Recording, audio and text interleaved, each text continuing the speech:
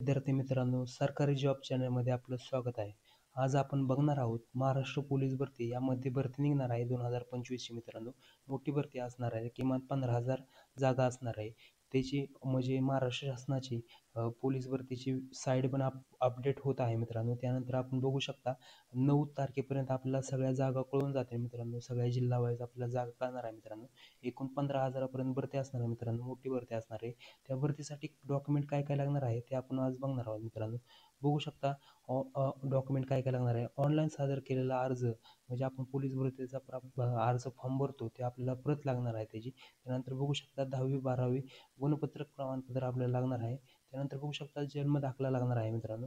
त्यानंतर आपण बघू शकता शाळा सोडण्याचा दाखला लागणार आहे. त्यानंतर बघू शकता रहिवासी प्रमाणपत्र म्हणजे डोमासाईल आपल्याला लागणार आहे.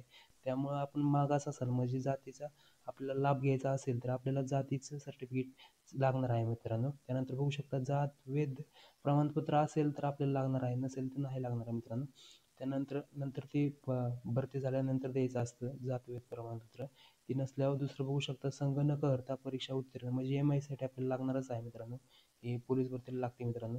त्यानंतर बघू शकता खेळाडू असेल तर खेळाडूचं प्रमाणपत्र आपल्याला लागणार आहे. त्यानंतर बघू शकता महिला उमेदवारांकरता म्हणजे SC ST उमेदवार वगळता इतर मागासवर्गीय उमेदवारांकरता नॉन क्रिमिनल प्रमाणपत्र लागणार आहे मित्रांनो. महिलांसाठी यांनी दिलं आहे मित्रांनो SC ST सोडून. त्यानंतर बघू शकता माजी सैनिक असाल तर डिस्चार्ज प्रमाणपत्र आपल्याला लागणार आहे. त्यानंतर बघू शकता गृहरक्षक म्हणजे होमगार्ड आपण असाल तर आपल्याला ते प्रमाणपत्र लागणार आहे 3 वर्षाचं. त्यानंतर आपण बघू शकता प्रकल्पग्रस्त असाल तर आपल्याला प्रकल्पग्रस्ताचं प्रमाणपत्र लागणार आहे.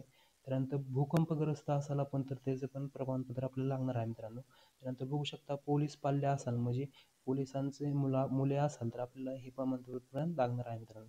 त्यानंतर बघू शकता अनाथ उमेदवार असेल तर अनाथांचं प्रमाणपत्र आपल्याला लागणार आहे. त्यानंतर बघू शकता अंशकालीन उमेदवारांचं प्रमाणपत्र म्हणजे 3 वर्षाचं आपल्याला प्रमाणपत्र असेल तर आपण हा अंशकालीन विभागात अर्ज करू शकतो मित्रांनो. त्यानंतर बघू शकता EWS प्रवर्ती उमेदवारांना त्याबाबत प्रमाणपत्र म्हणजे EWS असेल तर म्हणजे आपल्याला उत्पन्न दाखला काढायचा. त्यानंतर आपल्याला EWSचं प्रमाणपत्र मिळतात ती आपल्याला प्रमाणपत्र आपल्याला लागणार आहे पोलीस भरतीला. त्यानंतर बघू शकता SBC उमेदवारांना असाल तर आपल्याला SBC प्रमाणपत्र लागणार आहे. त्यानंतर NCC प्रमाणपत्र असेल तर आपल्याला NCC प्रमाणपत्र लागणार आहे. कारण NCC प्रमाणपत्र असेल तर आपल्याला ABC असं त्यानुसार आपल्याला मार्क मिळतात आहे मित्रांनो. 5 मार्क जास्त वाढून मिळतात आपल्याला NCC प्रमाणपत्र असाल तर.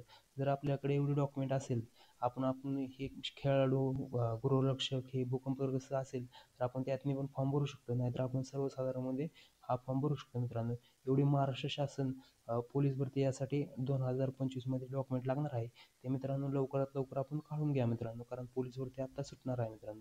जर आपली माहिती आवडली असेल तर आपल्या चॅनलला सबस्क्राईब करा मित्रांनो. धन्यवाद मित्रांनो.